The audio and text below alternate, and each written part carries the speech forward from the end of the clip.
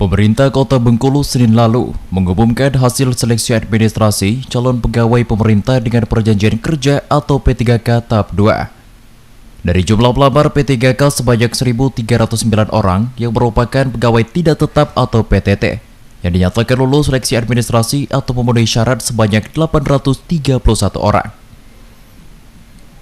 Sedangkan 241 orang dinyatakan tidak memenuhi syarat dan 237 orang masuk dalam formasi tampungan.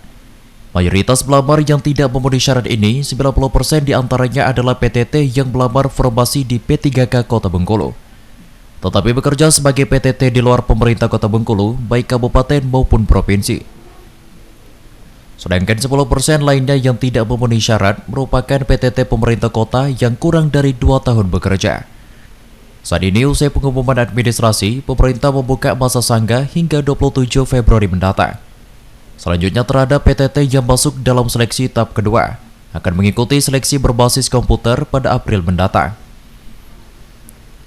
Sementara itu, merespon hasil seleksi P3K tahap 2 ini, Ketua Komisi 2 DPRD Kota Bengkulu Rodi mendorong agar PTT yang masa kerjanya belum 2 tahun ke depan dapat diakomodir menjadi P3K. Hal ini lantaran nasib PTT ini banyak yang belum jelas, tetapi bekerja sebagai PTT atau dirumahkan.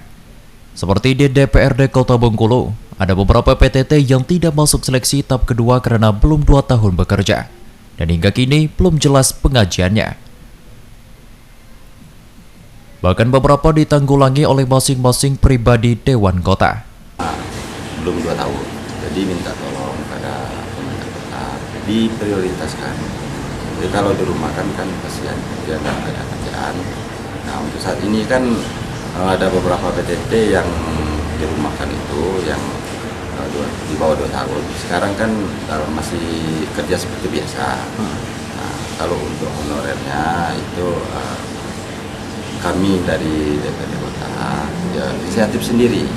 Jadi dari kami Komisi 2, sekarang saya di Komisi 2, minta pada pemerintah kota diprioritaskan gimana caranya PTT yang di bawah 2 tahun itu.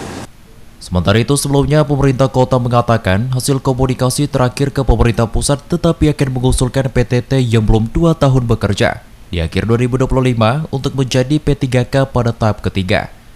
Saat ini PTT di Kota Bengkulu masih bersisa sekitar 300 orang yang masa kerjanya kurang dari 2 tahun.